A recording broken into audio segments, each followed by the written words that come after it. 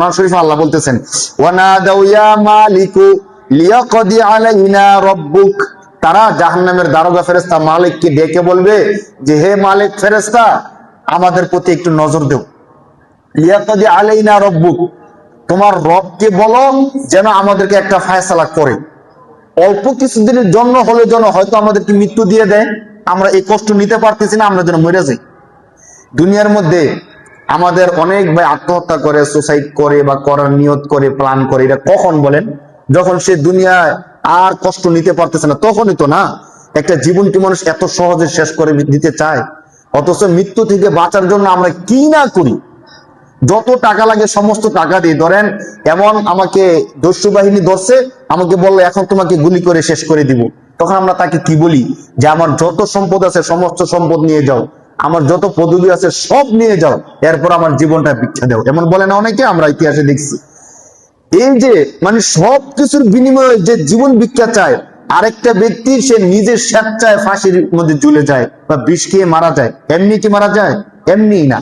তাহলে ওই দিন জাহান্নামের কষ্ট নিতে না পাইরা বলবে ইয়াকদি আলাইনা রাব্বুক, হয়তো আপনার রবকে বলেন আমাদেরকে মৃত্যু দিয়ে দিক, নয়তো আমাদেরকে কিছু একটা ফয়সালা করুক। জাহান্নামের দারোগা ফেরেশতা কি বলবে? ক্বালা ইন্নাকুম মাকিসুন, এক ধমক দিবে, ধমক দিয়ে বলবে চুপ থাকো, তোমরা জাহান্নামে আসো, জাহান্নামে থাকতে থাকো। বলেন নাউজুবিল্লাহ। কেমন লাগবে বলে? এত লক্ষ লক্ষ বছর পরে কি আপনি একটা আবদার করছেন যে আমাদেরকে একটা কিছু করতে বলেন, একটু ফয়সালা করতে বলেন, তখন সে ধমক দিয়ে বলবে জাহান্নামে আসো, জাহান্নামে থাকতে থাকো। কে বলবে এটা? জাহান্নামের যে দারোগা ফেরেশতা মালিক, সে বলবে।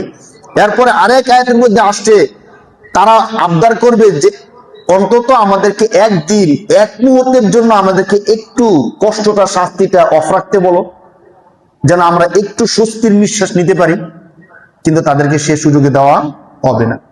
এখন দুনিয়ার মধ্যে আমরা যারা আছি, আমরা খাই অথবা না খাই, অন্তত আল্লাহ তাআলা আমাদেরকে শান্তিতে রাখছেন, ঠিক কিনা বলেন? খেয়েও শান্তিতে আছি, না খেয়েও শান্তিতে আছি। ধরেন যে ব্যক্তি 24 ঘন্টা আগুনের মধ্যে জ্বলতেছে ওই ব্যক্তি, আর আমি 3 বেলা খাই নাই, আমি দুজনের মধ্যে পার্থক্য আছে না বলেন? অনেক পার্থক্য। আমি শুধুমাত্র 3 বেলা খাই নাই, আর কোনো সমস্যা নাই, আলহামদুলিল্লাহ খুব ভালো আছি। আরেক ব্যক্তি দিন রাত 24 ঘন্টা আগুনের মধ্যে জ্বলতেছে, দুজনের মধ্যে অনেক পার্থক্য আছে।